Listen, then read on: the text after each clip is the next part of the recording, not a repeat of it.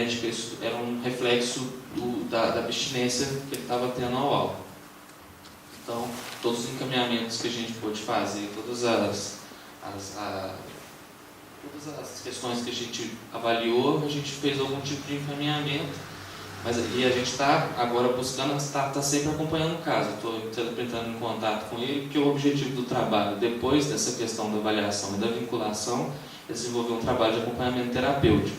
Então, cada um dos alunos está responsável por 5 entrevistas, aí a gente fica responsável também para depois fazer o acompanhamento terapêutico das pessoas que tiverem interesse em participar disso também. Por fim, a relação dele com o trabalho. Ele está afastado do trabalho por perícia médica. Ele tem tido problemas com a renovação do benefício, no caso dele. Ele era descarregador de caminhão. Então, com as complicações que ele teve tendo de saúde, os problemas na perna, essa questão dos desmaios mesmo, ele falou que não tem mais condição de trabalhar. Ele está extremamente, falou que é um trabalho extremamente pesado, né?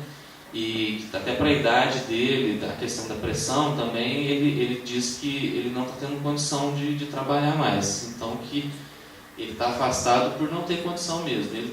E tem tido problemas com a renovação, né, no caso dessa perícia, porque eles estão falando que ele já está tendo uma condição de trabalhar e ele não se julga em condições de trabalhar. Aí a equipe do CAPES, ela tem que se mobilizar no sentido de ajudar ele nesse processo de renovação. O pessoal está fazendo contato com a assistência social, vendo o que se consegue algum benefício para ele. Se caso ele não conseguir a perícia, passar na perícia. E aí ele relata que ele tem tido algumas recaídas com relação ao álcool, para convencer a perícia sobre a impossibilidade de trabalhar. Então, quando está próximo dele fazer a perícia, ele costuma ingerir álcool para poder ir fazer a perícia, e o pessoal de propósito. Ele diz isso. Então, ele diz de não conseguir mais realizar o trabalho, mas aí a perícia não reconhece isso, aí ele usa dos artifícios dele para poder convencer, no caso, né, a perícia de que ele não tem condição de trabalhar. Então, ele trabalha mais o caso dele é freelancer, né, no caso. Ele recebe ligações das pessoas que estão vindo para cá, ou ligam para ele para poder ele ir para algum lugar para poder fazer o trabalho de descarregar, só que ele não está conseguindo mais fazer isso. Então, para conseguir esse benefício, para ele se manter, ele não está conseguindo, não está indo a lugar nenhum trabalhar, né? Essa que é a situação dele. Bom, basicamente é isso que eu preparei. É isso aí. Espero que tenha contribuído aí para a discussão. No entrevistado, qual é o período que ele fica no CAPES? Qual é o período? No caso dele, ele tem ido atualmente uma vez por semana. Ele vai para alguns grupos que são formados lá para poder fazer o acompanhamento. No caso dele, na época que eu fiz a entrevista, ele já tinha apresentado uma melhora bem grande. Então, ele já estava indo uma vez por semana.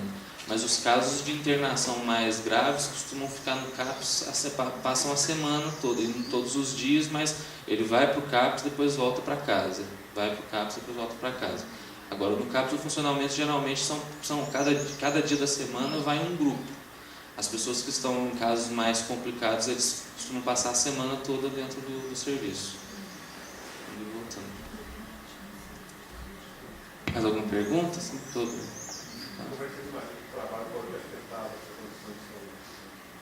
então, eu acho que mais a condição de vida dele, né? Ele fala que ele sempre bebeu a vida toda. Sempre que ele voltava do trabalho, falou que o trabalho é muito desgastante para ele, tudo, e que, pelo que ele falou, quando ele iniciou o consumo, ele disse assim, que a única coisa que fazia ele relaxar. Então, toda vez que ele saía do trabalho, ele ia direto para o bar, e aí comprava a garrafinha de pinga dele lá e ficava no bar bebendo. Aí depois voltava para casa, no outro dia voltava a trabalhar. Isso passou a ser a rotina dele, né? Ele ia no trabalho, Passava no bar, do bar ia para casa, da casa ia para o trabalho para o bar, vai para casa. Acho que ele estabeleceu essa rotina para a vida dele, né?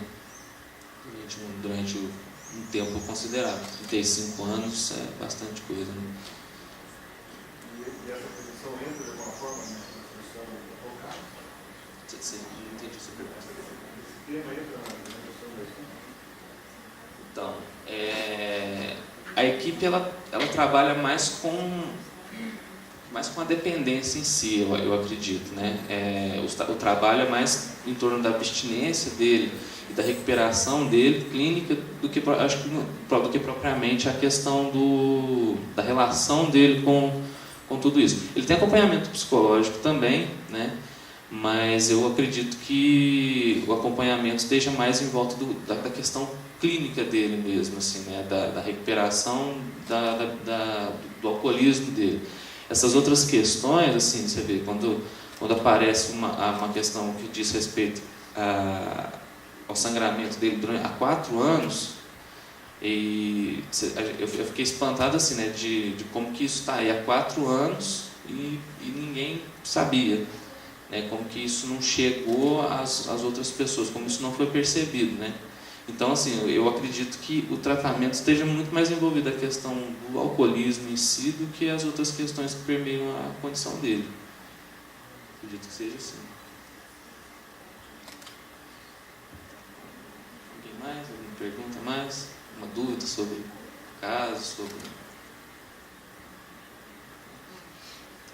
Só última. Pois não. Me gerou uma dúvida, né? Principalmente os 3 últimos meses, essa bexiga, assim. Essa quantidade de dados aí, em cima também do consumo de álcool, vocês conseguiram bastantes informações que conseguiram ter o estado lúcido, não deve ter sido uma tarefa muito simples, né? O dia que a gente chegou, a casa dele estava extremamente lúcido, recebeu a gente super bem, assim, ele foi bastante receptivo. A condução da entrevista foi muito tranquila, assim, ele respondeu todas as perguntas, ele estava parecendo estar bem, né?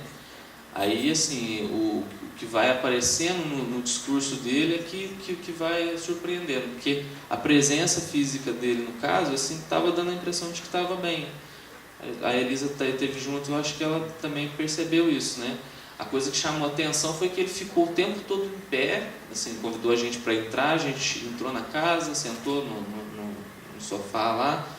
Aí falei para ele, senta também, né, que pode ser que a entrevista demore um pouco e tal. Ele não quis sentar em momento algum, e aí é um pouco da estratégia dele, né, que ele fica com vergonha de sentar e sujar o móvel, ou sujar a roupa dele e tal. Então isso é uma coisa que assim, gera um constrangimento nele muito grande, né? Então, para isso, assim, a gente tem um certo destaque. Agora, a questão do alcoolismo, assim, tudo, isso eu fui saber da questão do alcoolismo dele durante a entrevista, porque a mim ele não aparentou em nenhum momento estar alcoolizado ou ter sido dependente de álcool, né? Então, para a gente foi super tranquilo. Assim, a condição da entrevista foi extremamente tranquila. Ele se abriu completamente a nós no dia que a gente chegou na casa e fez a entrevista com ele. Isso foi tranquilinho mesmo. Uma questão que eu acho interessante a gente pensar é que quando você fala, né, ele trabalhava, de trabalho, descarregava e ia para o bar, né? Então, embora, né, eu acho que é uma questão que é importante para a gente, de forma interdisciplinar, saúde mental do trabalho, pensar, né, que, na verdade, não sei se ele já tinha uma história, né, de vida anterior, mas o fato, talvez até de intensificar, né, a partir dessa atividade, isso já é, inclusive, caracterizado pelo Ministério da Saúde como doença relacionada ao trabalho. Então, talvez, em termos de a gente pensar e avançar em mecanismo de prevenção, seria pensar exatamente, né, reconstruir o que consiste essa atividade, até para pensar para outros trabalhadores, né? Como é que, porque o fato, às vezes, só de